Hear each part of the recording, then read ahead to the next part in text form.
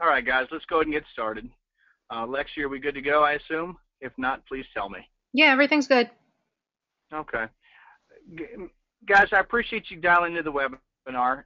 We thought this was a very important topic to kind of preview before our national meeting on August 22nd. You know, we wanted to provide you, the members, with the best information possible from the best source possible. And we scoured the nation, literally, to try to find the right individual, the right group to share with you and help get you an increased level of confidence around ICD-10.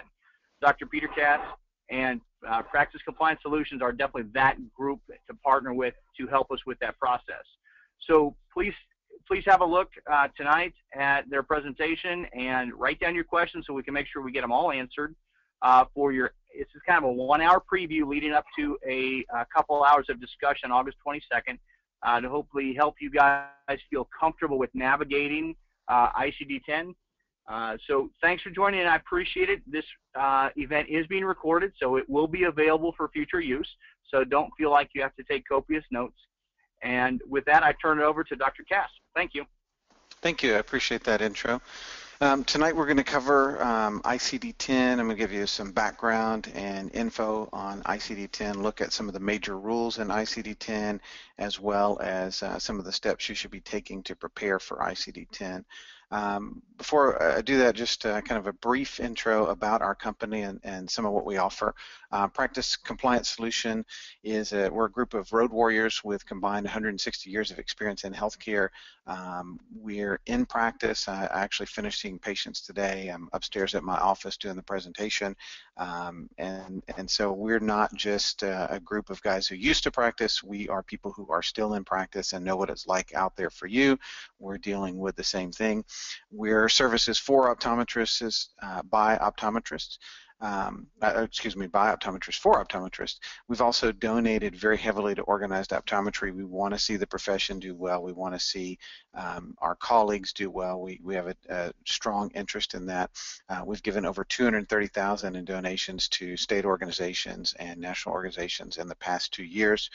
We're endorsed by most optometric groups, major industry players like Solution Reach, Crystal, CodeSafe, Decision Maker Pro, and many more. And we're also endorsed by over half the state optometric associations. We offer compliance packages for HIPAA, human resource, OSHA, fraud and abuse, as well as training audits. You can send us your records, and we can go through your records line by line, look for mistakes, errors, improper documentation, improper billing, and help you prevent making those errors so that you don't get caught in an audit. For offices that don't want to deal with billing at all, we offer remote billing solutions. We can completely take over your billing. Or for offices that feel like they have a pretty good handle on billing but want to get a little bit better, we can do that as well.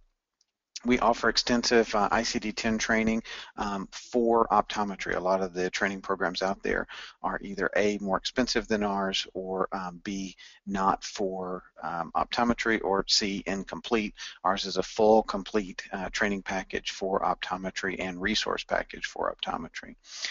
We're also about to release a reimbursement training program, which will include lectures and code books and resource books and things like that. There's really nothing like us on the market. Nobody else offers compliance packages for every single regulatory need that's out there. No one offers packages in non-legalese. No one else offers them that are customized by optometry. You might be able to find some of these on some of the bigger sites, but it's never customized for optometry. We're also one of the only ones that offers our packages customized to state law, especially with HIPAA and HR. There's big changes per state. Again, we've donated a ton to organized optometry as well. We have some of the most competitive prices on the market, and actually with ECP Network, we've actually even, for them, we've negotiated the prices even lower on some of our products. The compliance laws are alive and kicking. In last year alone, there were 75,000 HIPAA complaints, 75,000 HIPAA complaints. And some of those, unfortunately, were against optometrists. In fact, in our home state of Texas, we've dealt with at least 5 HIPAA complaints against optometrists in Texas. 3 of those clients had our products, and the auditors pretty much just walked away after looking at our HIPAA products. Same thing with HR, OSHA, CDC, and in our home state, we had one of our colleagues spend $100,000 in a human resource case. Simple thing that he should have been doing in his office, didn't realize. A lot of our colleagues make that same mistake. We go through that in our training program. Had he not made that simple mistake, would have saved him over $100,000. The evidence in the case that the employee presented against him was some handwritten notes on a cocktail napkin, and that's what won the employee $100,000. And so that's kind of our motivation behind this, is we hate seeing our colleagues getting burned by all these programs, and we want to help out. There's new fraud and abuse guidelines that you have to comply with, believe it or not, even if you didn't know about it. This started in 2014. And then, of course, there's reimbursement and coding issues, and those are all federal and payer mandated compliance. VSP contracts, IMED contracts, Medicare contracts, Blue Cross Blue Shield, all of them have information in there about fraud and abuse compliance. And then all of them tie into coding and documentation. It's becoming a bigger deal. These are actual shots of the OIG, stands for Office of the Inspector General, and these are actual shots of them arresting a doctor at his office for fraud and abuse and pulling computers out of an office for fraud and abuse. Unfortunately, most doctors figure, oh, it's not going to happen to me, I'm fine. I always ask doctors if they have malpractice insurance, and most do, but very few have HIPAA compliance, which is the biggie. And they're much more likely to get hit with a HIPAA violation than a malpractice violation. If you have malpractice insurance, you'd be much better off with HIPAA compliance than you would with malpractice insurance. So we talked about all those problems, and we definitely offer solutions to all those problems. I know nobody ever wants to talk about this. That's a screenshot of our handout that we give away at our booths when we visit all the different conventions and events around the U.S. We think this stuff is terrible. We hate it. We know you guys hate it. We just wanted to make it easier for everybody. And so our brochure is literally an air sickness bag. All this stuff makes us want to puke. So we're pretty sure it makes you guys want to puke. And so that's kind of a little bit about our company. The main thing is, do this for yourself. Make sure that you're compliant. We are very tired of seeing our colleagues getting tagged for HIPAA and HR especially violations. It's getting really brutal out there. And do something for yourself. Don't risk non-compliance. Do something. We've got links to all those products on our website, and we give ECP members a discount. ICD-10, so that's what we came to talk about tonight. That's one of the mean, nasty regulations we've all got to deal with. It's not one that we really like either. Again, our brochure is an air sickness bag because we don't like this stuff either.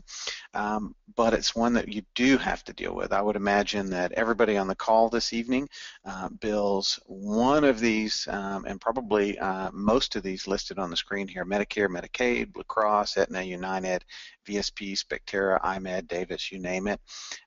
Unless you're 100% cash pay, you really need to be prepared. Call your sign company and get one of these. If you are not prepared for ICD-10, it could be that big of a deal. A lot of people say, well, isn't it just as simple as changing out the code set in my EHR? And if your EHR does a good job, and your EHR gets it right, and your EHR works with your clearinghouse, and your clearinghouse works with your payer, and you understand all the rules, yes, it's that simple. So as you can see, it's actually a little bit more complicated than that. When I talk about ICD-10, I always like to give a little background on ICD-10. First of all, it's not a U.S. thing. It's actually a World Health Organization thing. In the 1990s, 1993 specifically, the World Health Organization authorized the CDC, specifically the NCHS branch of the CDC, to come up with a U.S. version and kind of modify the code set for the U.S. Very quickly, the U.S. went about doing that, while all the other countries went ahead and implemented it as fast as 10 years.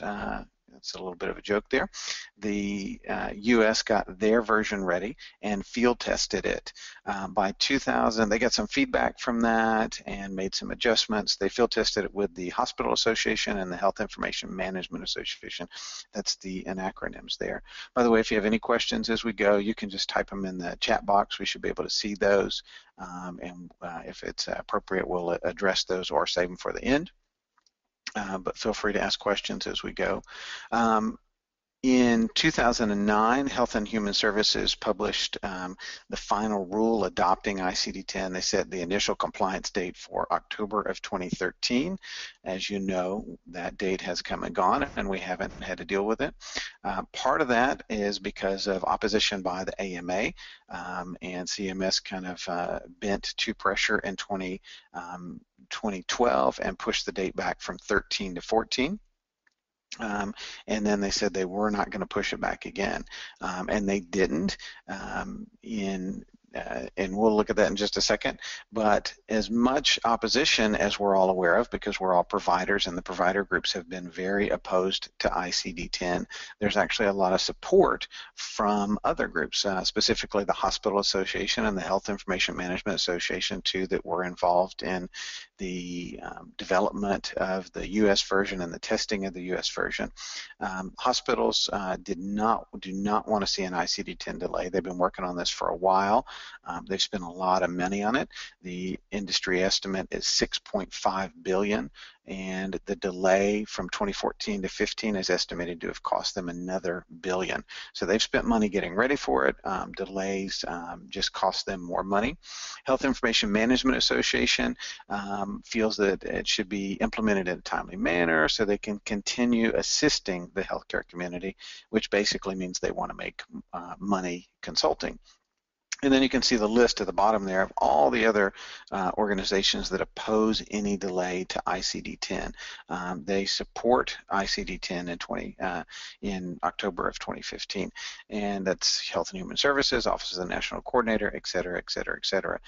So really the only people who don't want it implemented are doctors, basically. And so it looks like it's going to go through for sure this year.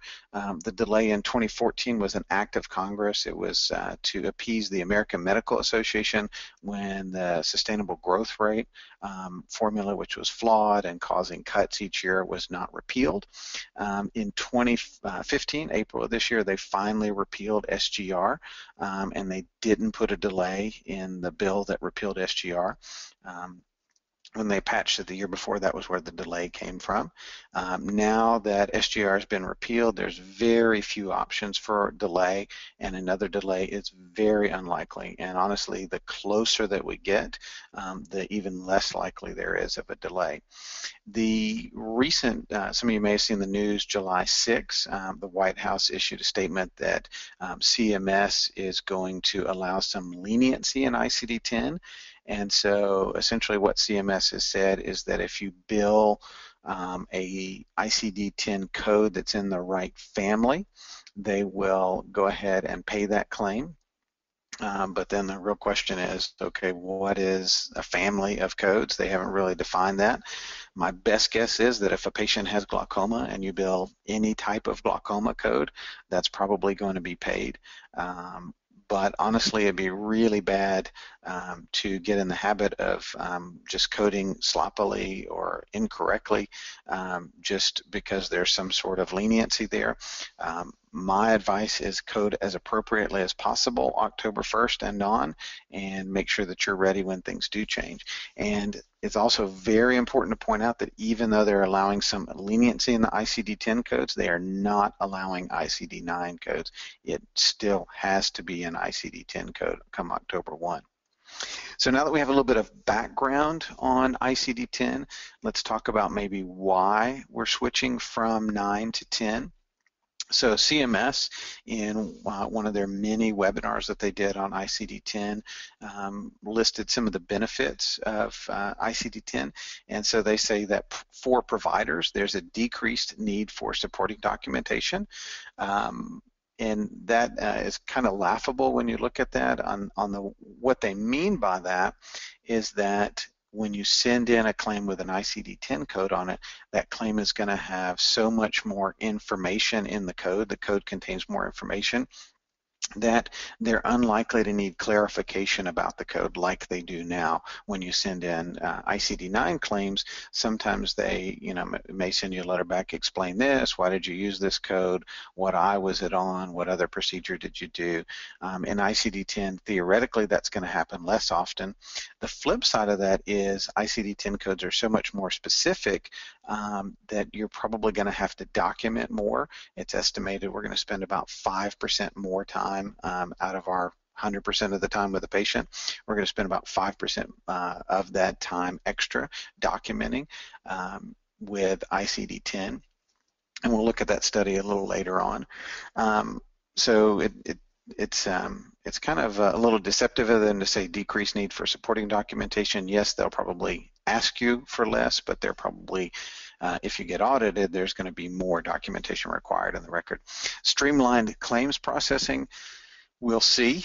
These are the same people who did healthcare.gov, and we all remember how smoothly that went. Yeah, right. So we'll have to see what happens with ICD-10. The good news is CMS is not the only payer out there. Hopefully some of the other payers get it right. The bad news is everybody's got to switch overnight on October 1. Payer benefits. This is why a lot of the payers are so happy about ICD-10 and why the payers want to see it. The biggie there is improved ability to measure healthcare and value-based purchasing methodologies.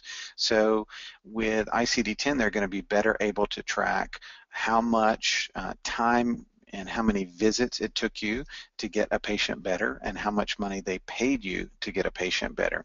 And they're going to start comparing that across different providers for different diseases. And you can expect that in the future, if you're a provider that takes too many visits and costs too much money to get a patient better or to treat a patient for a given disease, that they may either drop you off the panel or begin reducing payments to you. There's a trend towards that, and actually the SGR repeal kind of pushes us in that direction as well. And so both of those things are kind of a little scary and a little frustrating. You're already beginning to see that if you're doing meaningful use, you're reporting the clinical quality measures, which is kind of a value-based purchasing and tracking measure, as well as if you're participating in the PQRS program through Medicare. Both of those things work that way, and then we're seeing a lot of the major health plans start to set up accountable care organizations, which are also going to look at quality of outcome and cost of care. And so there's a big push to that. The flip side of that, something that we might like and that the payers might like, is enhanced public health surveillance. We had the Ebola scare several months ago. There's actually no Ebola code in ICD-9, but there is in ICD-10. So that's just one example of how things might be tracked a little bit better. There's a lot more eye codes, so we may be able to track eye diseases a little bit better. For EHRs, it's supposed to be a little bit more user-friendly, and it's supposed to work with SNOMED. SNOMED is Systemized Nomenclature of Medical Terminology. This one I have highlighted blue because it's kind of interesting. Ideally, in the future, if you well, let me back up a little bit. SNOMED takes all the keywords that you would type normally in, say, the history and the findings of your exam, and assigns a numerical code to those keywords. And then as you're filling out your chart, if enough of those codes match up to where it can pick the disease, it will actually put the disease on the routing slip for you. So for example, if you had a patient come in and in the history you wrote red, watery, itchy eyes, and then in the findings you wrote conjunctival papillae, conjunctival edema, redness, and epiphoria, then the EHR may be able to figure out that really the only disease that matches all those finding codes and all those history codes would be allergic conjunctivitis, and it might actually be able to put the code on the routing slip for you. We'll also see that with refractive codes, which will be really nice. It'll be able to look at what you're putting in the prescription and use the values that you're putting in the prescription to actually select the right refractive code and put those on the claim, the claim and the assessment and plan for you. And so that's kind of one of the nice benefits of ICD-10.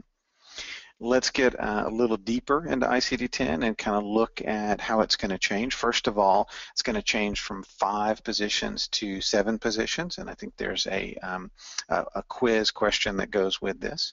It's also going to change from 13,000 codes in ICD-9 to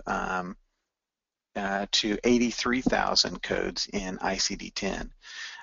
There's much greater specificity in ICD-10 than there was in ICD-9, and there's full description and consistency in with ICD-10. For example, some codes in ICD-9 that would have a code and then a descriptor would say chronic. And you'd think if you just looked at the code on a piece of paper, you'd think chronic what? Well, in ICD-10, the full description is there. It might say something like chronic allergic conjunctivitis.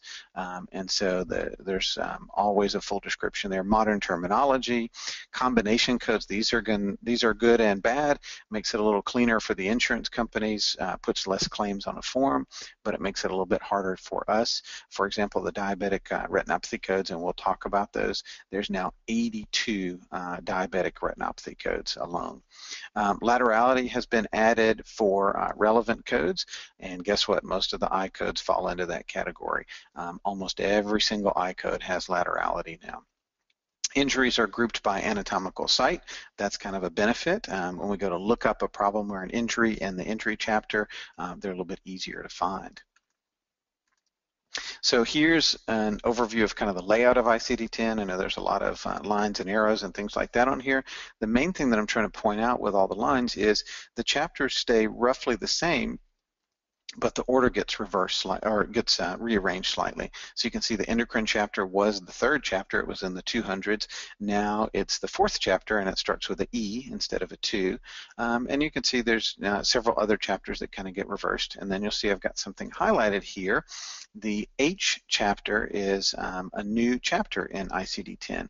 So previously, the eye and the ear were under the nervous system.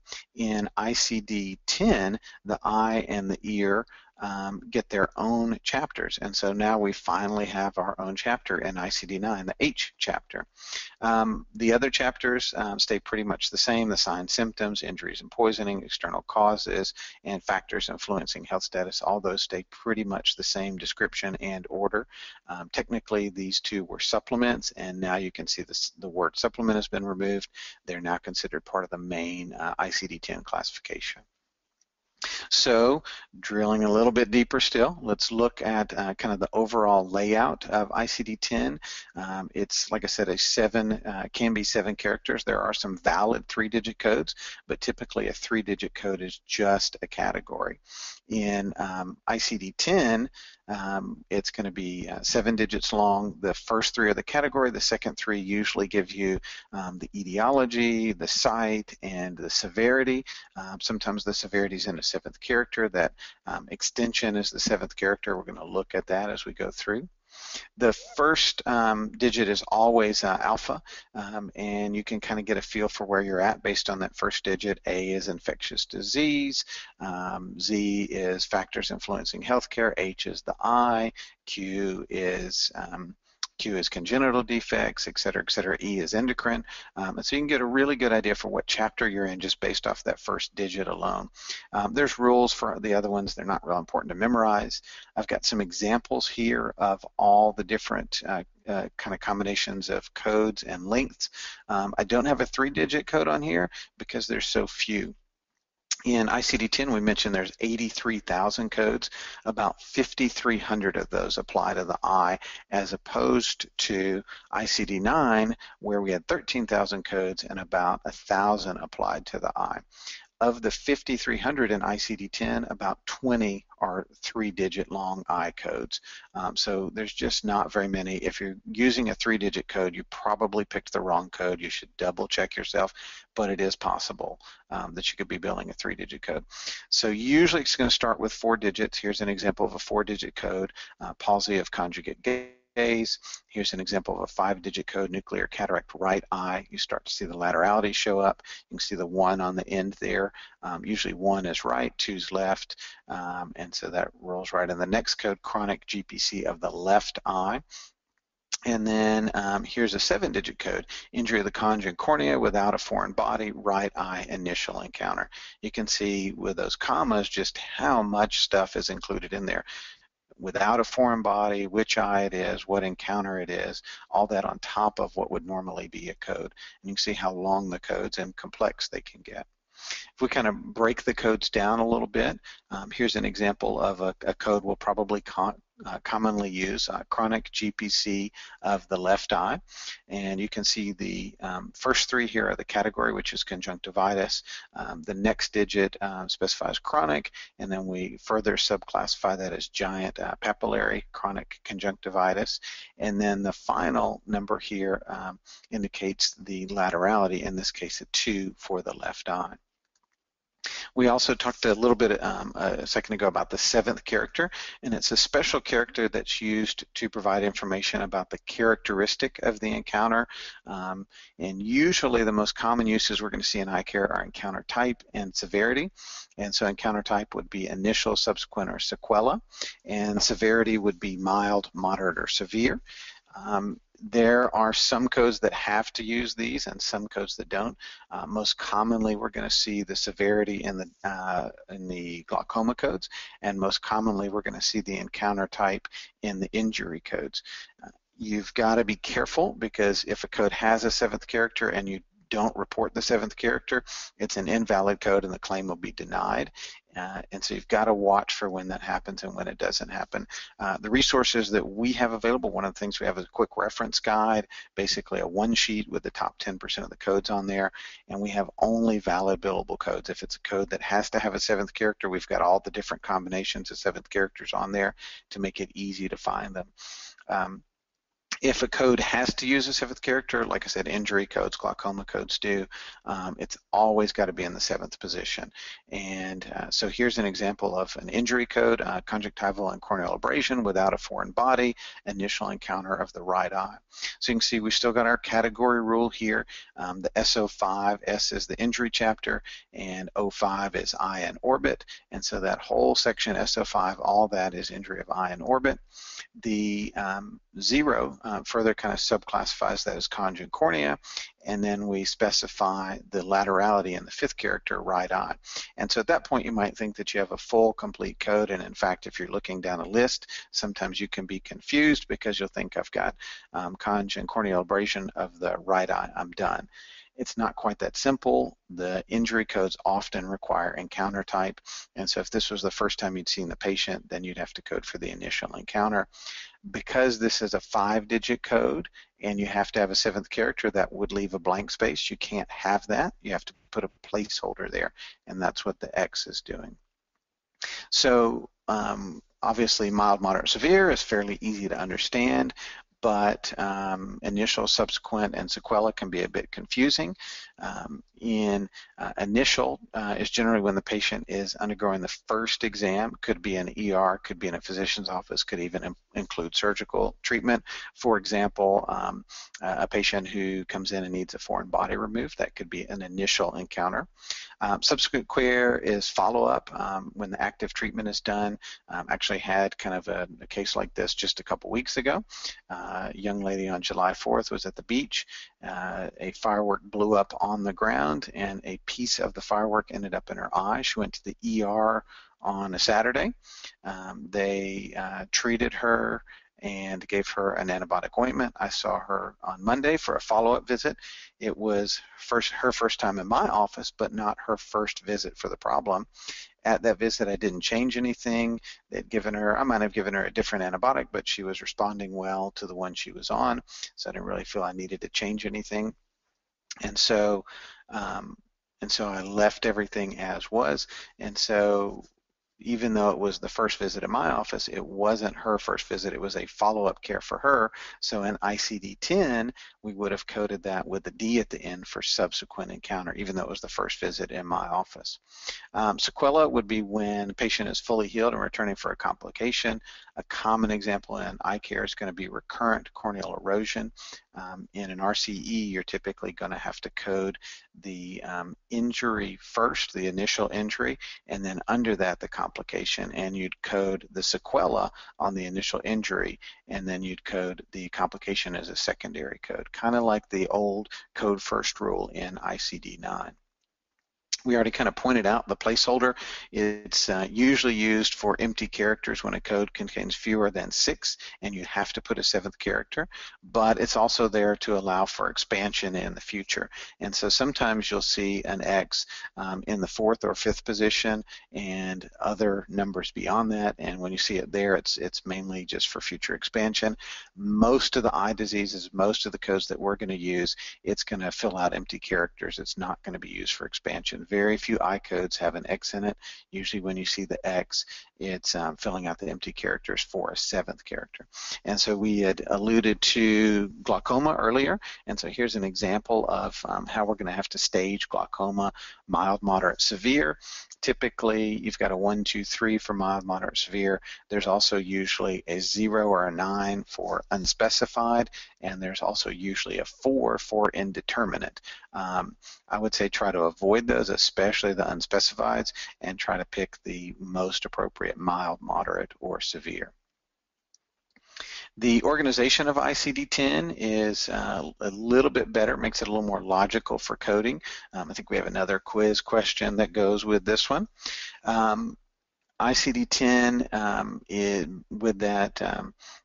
with that organization by anatomy, it makes it a little bit easier for coders coding like in hospitals and surgical practices and things like that.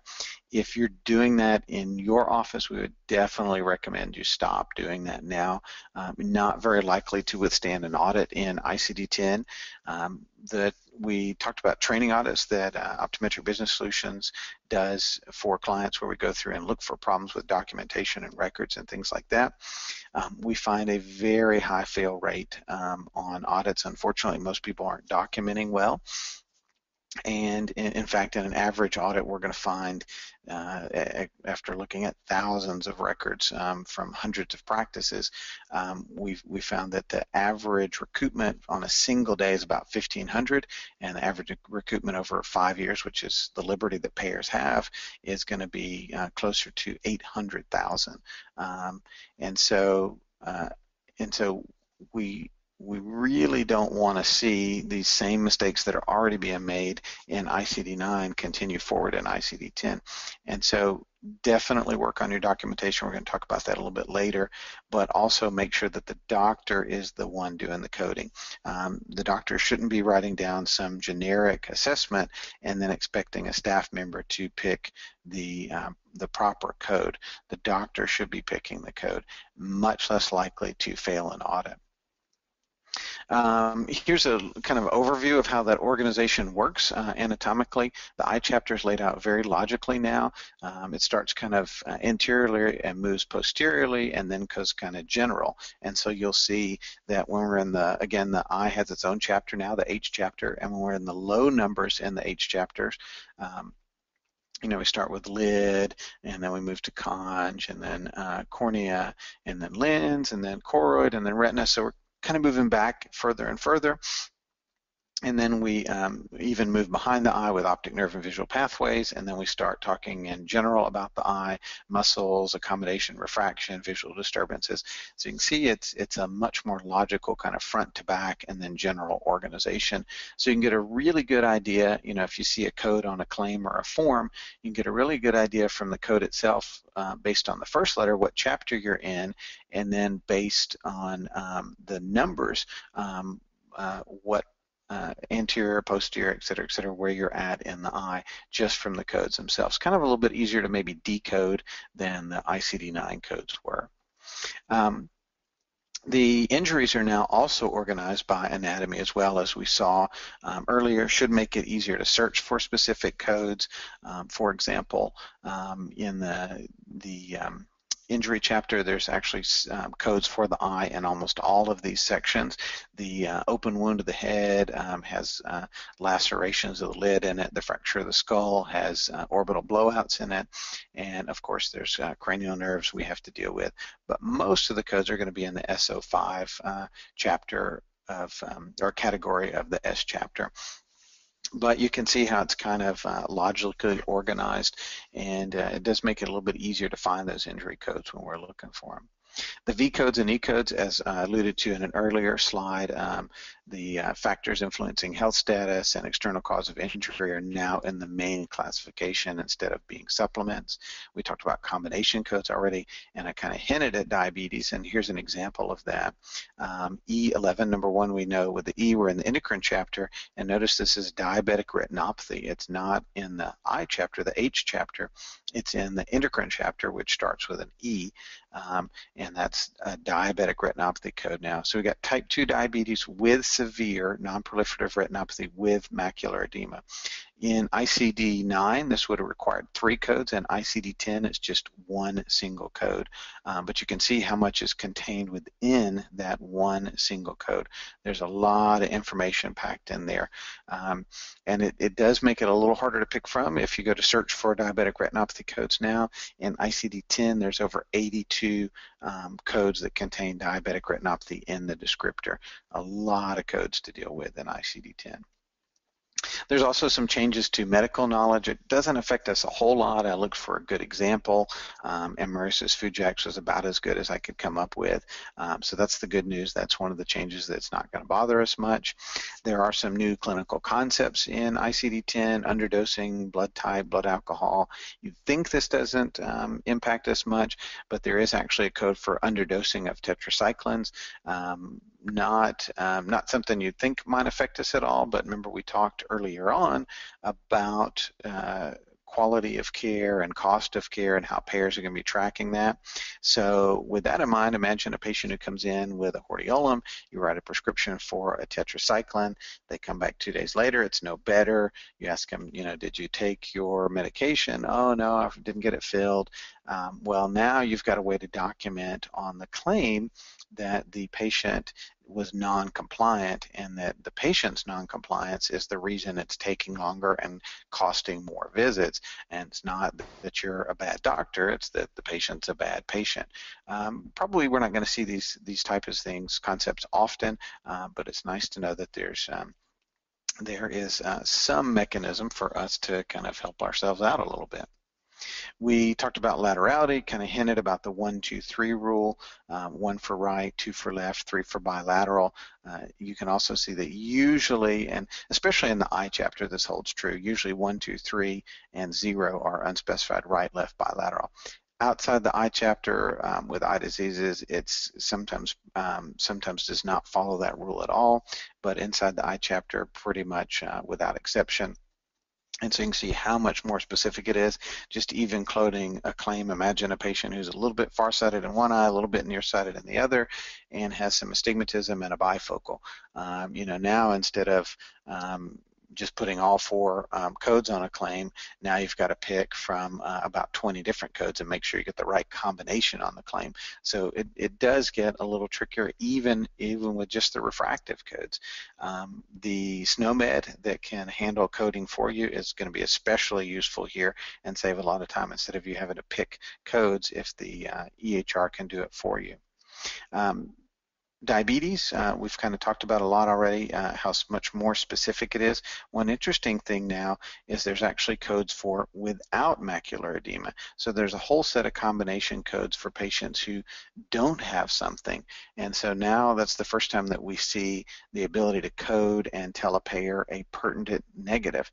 So you can tell a payer that a patient does not have something. And so that's kind of a new feature for ICD-10 and shows just how much more specific it can be. Sometimes the specificity can get a little goofy. There are literally codes for bitten by a dolphin, sequela. W56.01XS is actually a real valid code. You can see it's 7 digits, it's got a placeholder, and it's got an encounter type there. And there's literally a code for bitten by a dolphin. There's also a code for other encounter with a hoofed animal, W55.3. One of my personal favorites, fall from or off a toilet, initial encounter, W1811XA. And bizarre personal appearance.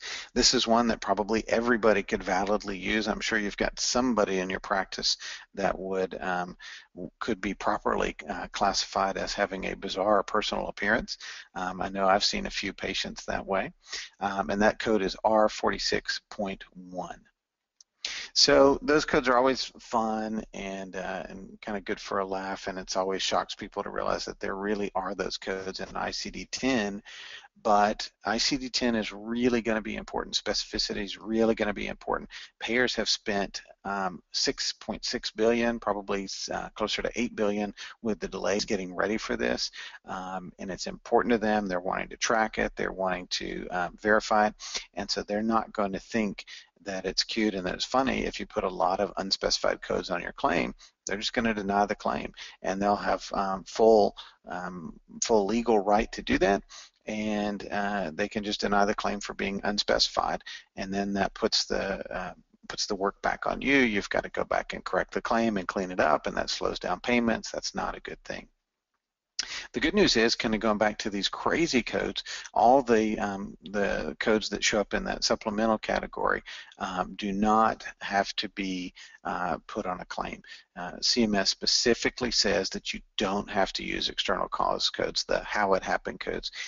You can if you want to. I would encourage you to do it probably in auto accidents and workers' comp cases, because some other third party may get involved, like an insurance company or an attorney or something like that, and it would be really good to have that well documented. But you don't have to use it unless some sort of agency requires it. CMS doesn't. Most of the major payers don't.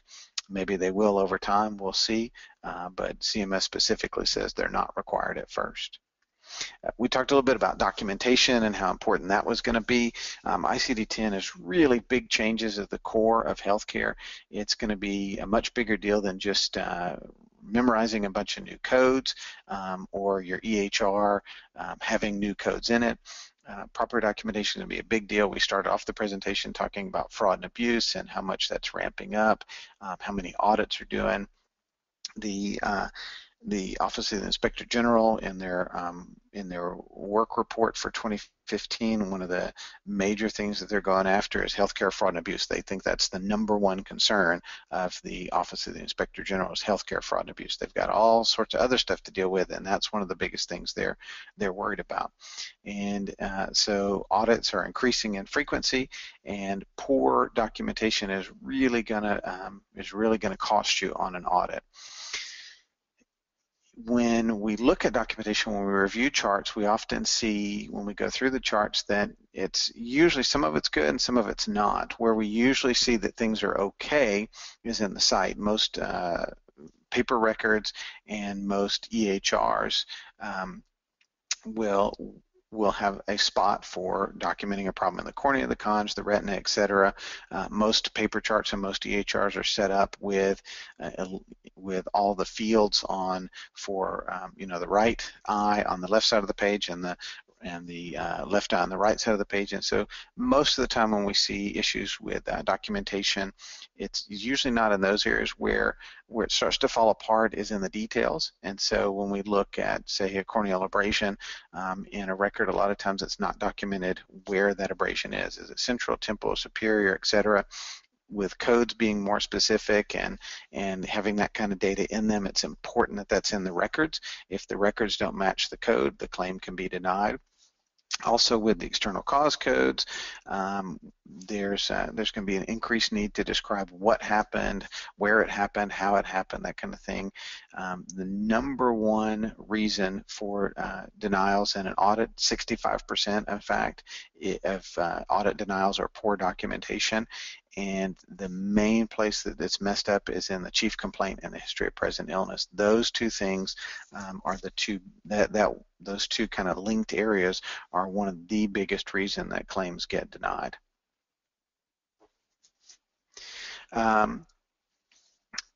When you're trying to find a code in ICD-10, we talked about earlier looking through all the different codes. The ICD-10 book retains all the same formatting that we had in ICD-9. There's an alphabetical index and a tabular index, and the process of looking them up is supposed to be similar. CMS recommends that if you're not sure what code to use and you have to go look up a code, that you start in the alphabetical index and try to find glaucoma or conjunctivitis or cataract or whatever it is you're looking for. And then when you find it in the alphabetical index, it'll give you the code number. Then they tell you to go to that tabular section because that's where all the rules are. None of the rules show up in the alphabetical, and so the rules about coding for encounter type or coding for severity or visit or things like that, those all show up in the tabular. So if you have that one code that you've just got to look up, that's where we'd recommend going first. As far as just converting, a lot of the EHRs have tools to convert it over. The problem is 3% of codes have no match at all. Only 24% of codes have a one-to-one match, and in iCare it's much lower than that because most of the codes, for example, even hyperopia now has 4 codes, one for right, left, both, and then a fourth one for unspecified eye. And so in ICD-10 for I-codes, most of our stuff is going to have an approximate match with one choice, and so that 49%, so half the time, half of all the codes, you don't even get a one-to-one match. You have to pick something, and in iCare, that number really ramps up. It's probably closer to 80% where you're going to get an approximate match, but you've got to make a pick. And then in some cases, there's even a choice beyond that. You have to pick, for example, ocular inflammation. The ocular inflammation glaucoma codes, you have to pick, first of all, the stage, and then you have to pick the eye. So it's multiple choices you have to go through to get to it. And then in some cases, you've got a match, but you've got some sort of scenario like, well, do they have this and this working together? Maybe you need a combination code. So it's really not as simple and straightforward as and some people would have you believe. We really like, we lecture a lot with Dr. Rumpakis. We have no financial interest in his company, but we really like his product. We lecture with him a lot. It's a really good product, CodeSafe Plus. As you can see, I'm a subscriber. That's my name in the upper right there. And he has a really neat search feature in there where you can search by keyword, so you can just log in, type out whatever you're looking for example, angle recession. And one of the things you'll note is if you go to look that up, you're going to get recession of chamber angle, and you think, oh, that might be a good code, but that's actually not a valid code. In ICD-10, you've got to code all the way out. If it has more digits, you've got to code further. And so you can see that right below that, it lists all the one with extra digits. So the right, left, both, or unspecified. I would avoid the unspecified. That's not even a valid code, and it's got to be one of these 3. And so your EHRs, when you look through them, if they have all this programmed in there as well, you've got to be careful that you're picking the right code and you're as specific as can be. Again, this would be a claim that would be denied because it's not a valid code. All 3 of these would be accepted. This one might be accepted, might be denied. When you're converting, like I said, sometimes it's straightforward. For example, nuclear sclerosis goes over pretty easily to nuclear cataract. If you were looking up nuclear, you'd find it. If you were looking up cataract, you would probably get it. But as you can see, then you're going to have to pick the laterality there. Sometimes a little more complicated. We talked about this one just a second ago, ocular inflammation. And you can see not only do you have to specify the eye, but you have to specify the stage. I would avoid unspecified eye. I would avoid unspecified stage. And so that, even at that though, we're still looking at about 12 different possibilities out of the 20, even when we eliminate just the unspecified stuff. Sometimes it's completely different. We talked about diabetic retinopathy, and the fact that diabetic retinopathy now shows up in in a different chapter altogether. Diabetic retinopathy used to be in the eye chapter, and if you go to H35, which is the other retinal disorders, which is where retinopathy used to show up, in that subsection, there's an excludes note there that tells you not to code diabetic retinopathy here, and in fact you won't find any diabetic retinopathy codes there. It actually points you to the specific chapters that you need to go to. So sometimes it's completely different. With ICD-10, not only is it going to be a little harder to find the codes, but there's probably going to be new payment policies. We're seeing some of this start to creep out now. Some of the major regions are and major payers are updating their payment policies. But we don't know how they're going to deal with it yet. We assume at this point that if an ICD-10 code maps to an ICD-9 code and the payer was paying for a given service with that ICD-9, that they will probably continue to pay that with ICD-10, but we just don't know. It's possible that in the future, especially the codes that have mild, moderate, severe, or that have initial subsequent encounter types, that they may pay less for the mild stages and more for the full amount for the severe stage, and they may pay less for subsequent visits and things like that. We don't know. It's certainly a possibility that they may try to do that. Also, you can expect slower processing of claims and decreased cash flow. We saw that when ICD-10 was implemented in other countries, and so we can expect that to happen to some degree in the US as well. And then think about what's going to happen. Every payer, every hospital, every lab, every provider, all at once switches over on September 30th at midnight. And when it turns October 1, now we all have to use a new code set. And so that could be a big deal. There could be a pretty big increase in call volume. Number of billing audits I have may increase, and that's actually from CMS. I can tell you we could easily take out the may and substitute in the word will increase. Definitely going to happen. One of the other things to consider with ICD-10 is there's no dual billing. A claim can't contain both ICD-9 and ICD-10 codes, and so like I was talking about, it all happens midnight, September 30th. All claims with a data service before October 1 have to be ICD-9, even if you bill it after October 1, and all claims with a data service after October 1 must be ICD-10. That can create some weird cases. For example, doctors who co-manage may find that they have some trouble figuring out how to bill it.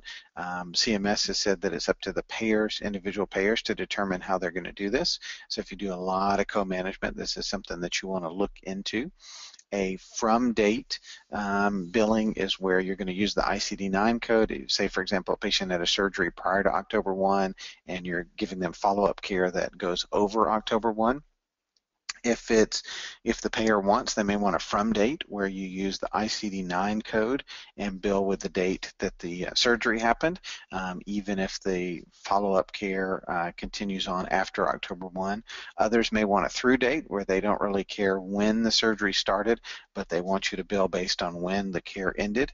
And then there may be split billing where a portion of the service is billed with ICD-9 codes prior to October 1 and a portion after October 1 with ICD-10.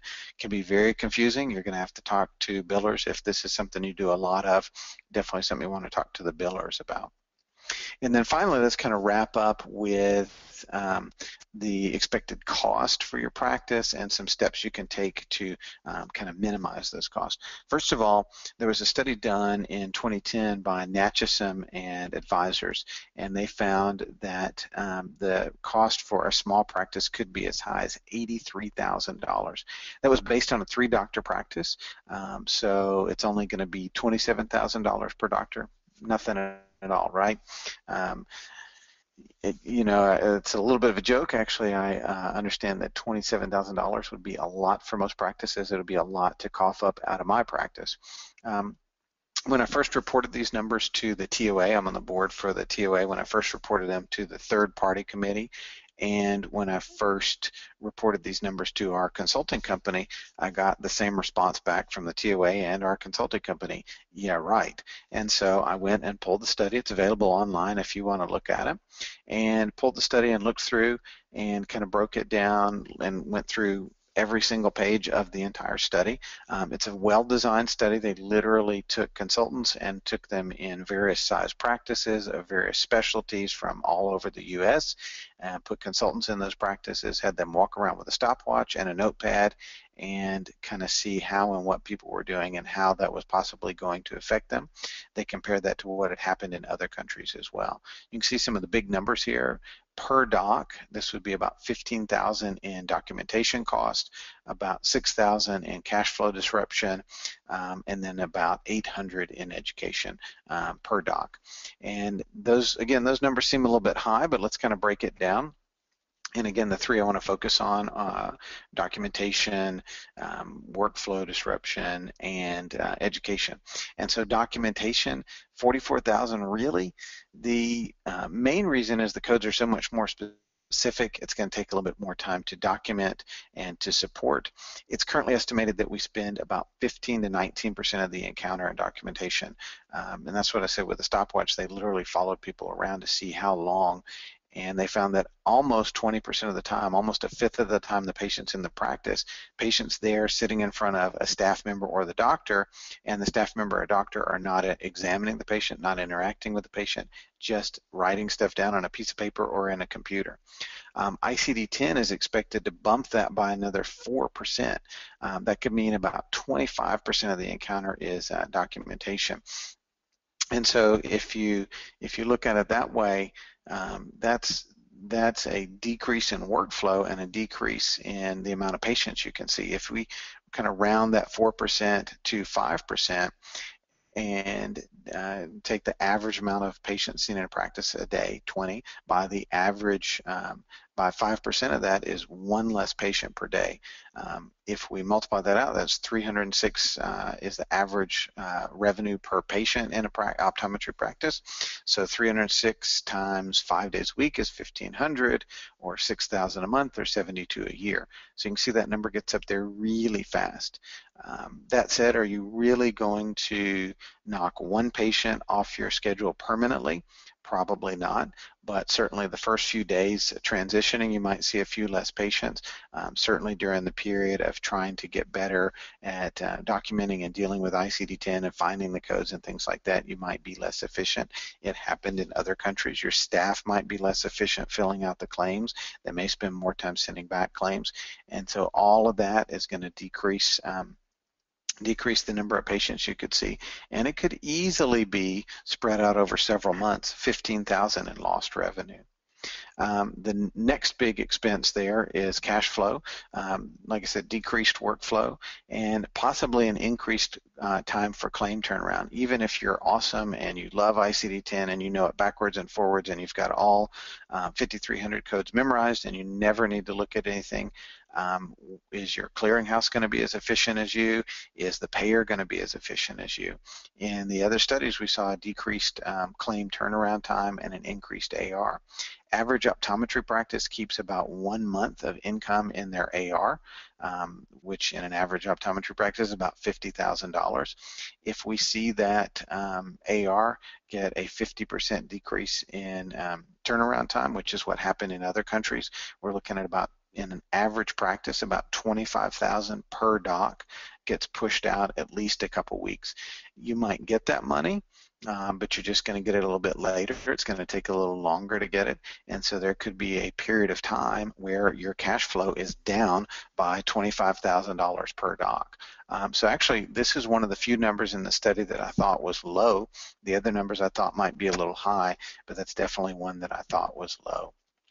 It's the second largest expense, very important to mitigate that expense. And then education. Education is a relatively low cost of ICD-10, but it's going to have a big impact on other areas. It's important to be as prepared and as ready as you can. I hope everything I've warned you about is no big deal, and I hope it's just a smooth, easy transition, but we've just seen too much where it hasn't been smooth and easy, and I want to make sure that you're ready. And I think it's really important to kind of focus on education, train yourself, train your staff, be ready for this. And so what do you need to do to get ready? CMS recommends that you make a plan, that you inform and educate your staff, that you update your processes, you communicate with your payers and your clearinghouses, and you test your systems and processes. And so let's kind of wrap up by looking at what you need to do there. First of all, get yourself some training manuals, some videos, something you can watch and go through with your staff. Our package that we've put together has that. And we've got a special deal on that for ECP Network members. Get yourself some code sets. It'd be good to have a full code set of just the optometry codes. The AMA and the American Association of Professional Coders, of which I'm a member, have ICD-10 books. Those books are 1,100 pages long and have about 78,000 codes that you don't need. Our code set is 5,000, is about 100 pages long and has just the 5,000 roughly that you need. Quick reference guide, we've got a one-page quick reference guide that has the top 10% of codes in it. CMS says that 5% of codes account for 70% of the claims that they get. So regardless of specialty, most of us are using the same codes over and over and over again. And so what we did is we took the top 10% of codes and put them all on a quick one sheet. We think that's the way to do it. You can get it from us, or you can take your current super bill and just go through code by code and map them all out and make your own quick reference guide. But you definitely want to get one of those. Think about the cost. You know, we said $83,000 or maybe roughly $27,000 per doc. You might want to set aside some cash reserves and or get a line of credit. If you don't have a line of credit, that's a great thing for business. You can just go to your banker. Hopefully you've got a relationship with a banker and ask them for a line of credit. If you don't use it, it doesn't cost you any money. But if you need it, it's there for you.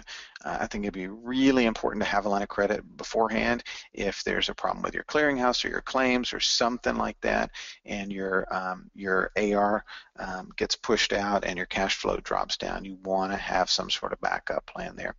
Talk to your banker about that now. You need to inform your staff. You should have a meeting, let your staff know what's going on, explain the changes, and discuss it with them. A lot of times your staff is going to give you some really good feedback and give you some good direction for dealing with things. I know my staff has been very helpful when I've brought problems and issues up in meetings. A lot of times they'll see an angle or a solution that I didn't see. Practice coding. You want to test code some of your current charts in ICD-10, see if you can figure out what the code would be in the chart that you have already coded in ICD-9, see if you can figure out what the ICD-10 code would be. Kind of practice some of that now. Practice that with your staff. Even though we don't want the staff coding for you, they need to understand what's going on. You need to assess your processes. Look at where you're using ICD-9 now. Everywhere it shows up in your practice, it's going to be ICD-10. Look at your documentation. We talked about that quite a bit. Make sure that your documentation is full, complete, accurate. It's going to be under more scrutiny in ICD-10. Talk to your EHRs, talk to your intermediaries, talk to some of your major insurance companies. Probably the most important one here is your intermediary.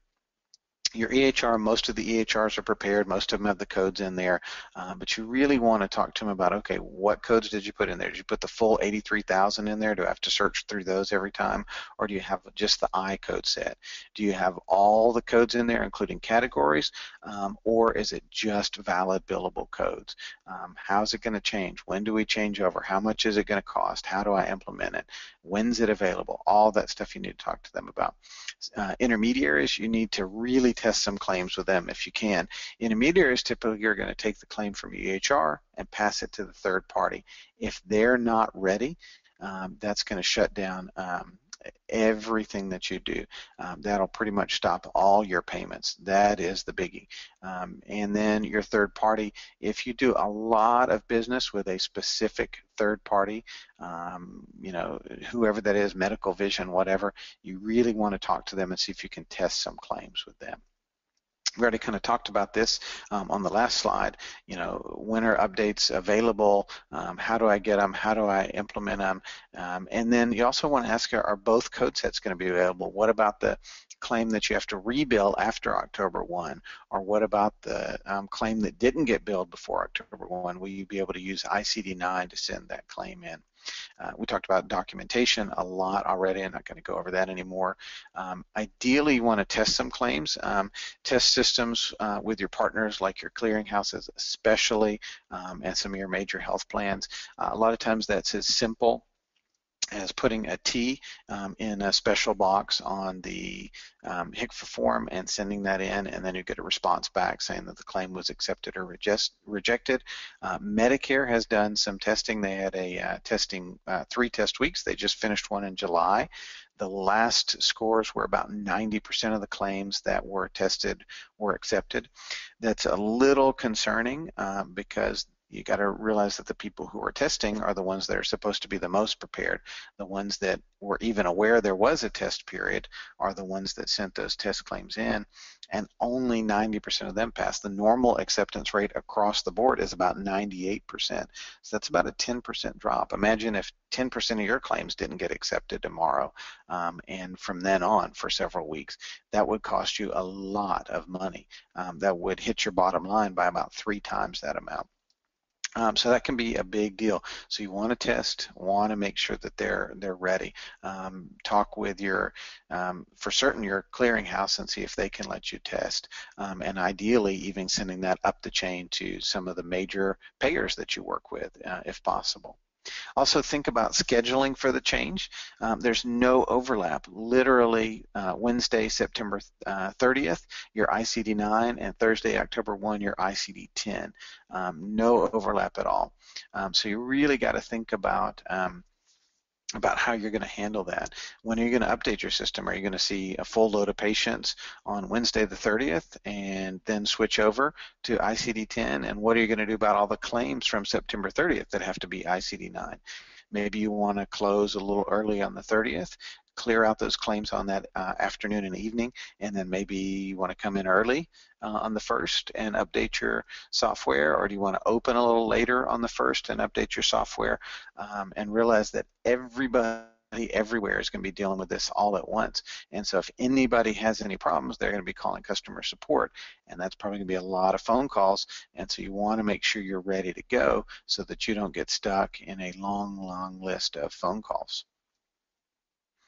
And so finally, to kind of summarize here, ICD-10 is almost certain to occur on October 1 at this point. The closer we get, the less likely it is to be pushed back.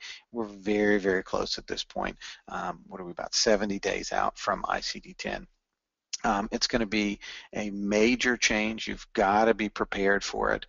Make a plan, budget for the change, inform and educate your staff, know the rules. It's not as simple as, oh, my EHR has the new codes in it. You've got to know the rules. You've got to update your processes.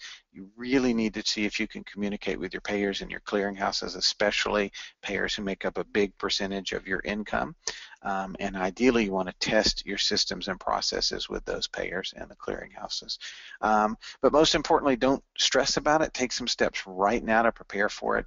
I kind of call it the Y2K of healthcare. It's a big change, but it's not an insurmountable change, and if you'll take some steps and get ready for it, you can be prepared for it. And it may be a big deal, it may not be a big deal. I certainly hope it's not a big deal. The problem is this, in most practices, are 95% third party and 5% cash or less. And so you can't afford to, it's not going to be a big deal on 95% of your income. You've got to be, in my opinion, over-prepared for this. You'd be so much better to be over-prepared and have it be not a big deal than to be under-prepared and have it be a very big deal. Could be enough to put you out of business. And then to that end, OBS, Practice Compliance Solutions, Optometric Business Solutions, has some resources available for you, and that includes training presentations, manuals. We've got an ICD-10 manual that we can get you for the upcoming meeting that we're doing in Cincinnati. In that manual, we go over kind of an overview of an ICD-10. We deal with the changes that are going to occur. We deal with preparing for ICD-10. There's quizzes, there's timelines, there's even case studies where you can kind of practice coding in there. We've also got that quick reference guide I alluded to earlier that has the top 10% of codes on it on a quick sheet, just folds in half, fits in a drawer in your exam room. We've got a timeline to kind of help you get ready, sample letters you can send into payers, vendors. We've also got that full code set available. This can all be ordered through the OBS website, optometricbusinesssolutions.com. Just click on products, and then you'll see ICD-10 right there on the top right, and you can click on this. It lists everything that's included in that to you. It comes to you just a few days later by FedEx, printed and in a nice bundle with 2 manuals, 3 quick reference guides, 4 DVDs, all that's included for you. And the 4th DVD has all the files in digital format, so you can print out extra copies of anything you want. The normal price is $5.99. For ECP, we've got a special price of $4.79. That is the bottom line. Nobody else gets a lower price than that.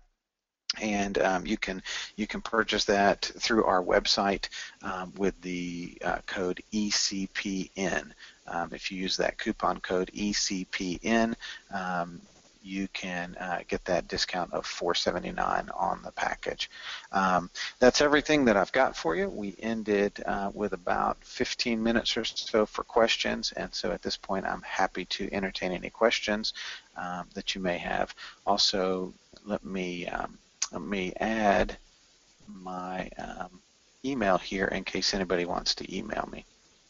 Peter, while you're pulling up that email, first of all, thanks for this talk. I think it kind of brings to light some of the concerns and questions that we all have about going into this new phase with ICD-10. I want to remind everybody on the call here today that if you have some questions for Dr. Cass, please type them in the box. We did have one question earlier, and okay. I'm gonna go ahead and kind of read it out loud and then Sure. give you a chance to respond. The question was, what are the main reasons claims get denied? So usually when a claim's going to be denied, it's either an invalid ICD or currently invalid ICD-9 code. Somebody has left off a digit on the claim. The other reason, if somebody is billing an ICD code that's not mapped to a CPT code. So you try to bill a procedure that's not covered for a given diagnosis. And then there's just some really simple reasons that claims will get denied if the boxes aren't lined up, the instruments can't read it, and they'll flat out deny the claim. And so, it's mainly just being neat and clean on the claim form and making sure you've got a valid ICD-9 and that it's valid for that CPT. These, you saw the statement by CMS that said I think the gist of it was, if you get kind of close in the same family of codes, yes, they're going to do that for the first year. Is that correct? That is correct. What they said on July 6th, so this is brand new info, is that as long as the code is in the correct family, they'll go ahead and allow the claim. Unfortunately, I think that's just going to create a lot more confusion, and then the question is, what is a family and how does that work? My guess is that if it's if it's a patient with glaucoma and you use any glaucoma disease, they'll go ahead and pass the claim through. Or if it's any kind of eye code and billed by an optometrist, they may pass the claim through. Who knows? The advice there, though, is don't depend on that. Go ahead and try to get the best possible code you can on there. Don't be lazy with it and get in the habit of coding improperly. Sounds like it might develop some bad habits. That's exactly what we're concerned about is that we don't want people to develop bad habits, and I think that's really the wrong message to send. I know the AMA is really just trying to protect docs from getting a whole bunch of claims denied. And so I think it's well intentioned, but unfortunately I think it may create more confusion and bad habits, like you said. Right. So I think that there's a lot of fear out there, but from what you're telling us, it sounds like that with a little preparation that we can be confident that we can make this change in our offices, and that even though with some of the statistics you're showing, it could be quite expensive. It sounds like it doesn't have to be expensive if you prepare correctly. That is exactly the point that I was trying to get across. I like the way you summed that up. It could be very expensive, but with the right preparation, it doesn't have to be expensive. And so just make sure you understand the rules, make sure you're prepared for it, and in fact, make sure you're a little over-prepared for it, because it's something that could potentially affect 95% of your practice's income or more. And so it's definitely something we need to be over-prepared for. Very good. If anyone has any questions, now's your chance to type them into the box, or you can click the button to show that you have a hand raised, and we'll unmute you and we can let you ask it out loud. This talk is sort of the preview to what we'll be doing at the national meeting on August 22nd. So those of you who have not registered yet, I encourage you to go to ecpnetwork.com and go ahead and register for that national meeting. Dr. Cass will be there in person and speaking, and they will be able to answer your questions there, and we'll go into a little more depth on ICD-10 and how you can prepare with your staff on what to do. It might be nice before the national meeting if you do have a chance to go to Optometric Business Solutions and get the kit, the compliance program, before you go to the national meeting. That way, when you come in, if you have questions about any of the documentation, he's going to be there and he'll be able to answer all those for you in person, which will be a nice thing. Yeah, and if they order now, they'll certainly get it before then. They'll have a digital copy of everything, as well as printed copies of everything, and they can bring that with them, have it to follow along. And then we're going to spend, at the meeting, we're going to kind of dive a lot deeper and talk about the rules and the coding guidelines and things like that in the meeting. A question that I kind of had was, so we got a lot more codes to use now. Will we be seeing, more 99,000, the E&M codes? Will we be seeing more of those claims accepted for these very odd new codes that are out there? So we generally recommend using the 9200 codes instead of the 9900 codes, mainly because the 9900 codes are A, audited at a higher rate, and B, require more thorough documentation. The 99 codes all go back to the 1997 E&M coding guidelines, which is about a 44-page document that you have to comply with if you're going to use one of those codes. The 9200 codes, on the other hand, there's a paragraph that you have to comply with for each of those codes. So it's a lot easier to survive an audit on a 9200 code than a 99. And most of the time, a 92 is going to pay better than a 99, except when you get into the really high 99s, and most of those don't withstand an audit. Most people usually are missing something and would have to give the money back. So we usually recommend a 9200 code, and so that's, I think, part of the answer. And then the other answer is, yeah, there's going to be a whole lot more codes. We're jumping from about 1,081 codes to about 5,326 codes, and pretty much all of those codes should be accepted with the 99s and 92s. Very good. Well, I don't see any more hands being raised or questions being asked in the box, so we'll get ready to close here. All of this content is recorded. It will be on the ECP Network website. You can get there with your ECP Network login, and if you don't know what that is or if you've forgotten it, please email Susan at ecpnetwork.com, and she will get back to you with the answer to that. That's just Susan at ecpnetwork.com. We'll probably follow up with all of you just to see if there were any questions that you had and make sure you're aware of all the details for the meeting. Thanks again to Dr. Cass, BJ Avery, and Optometric Business Solutions for doing this webinar in preparation for the national meeting. I know all these people in here have found it helpful, and I do appreciate your time tonight. And thank you to all of you for attending tonight's webinar. Thank you. I appreciate that. I look forward to seeing everybody in Cincinnati. Thanks, Dr. Young. Thank you.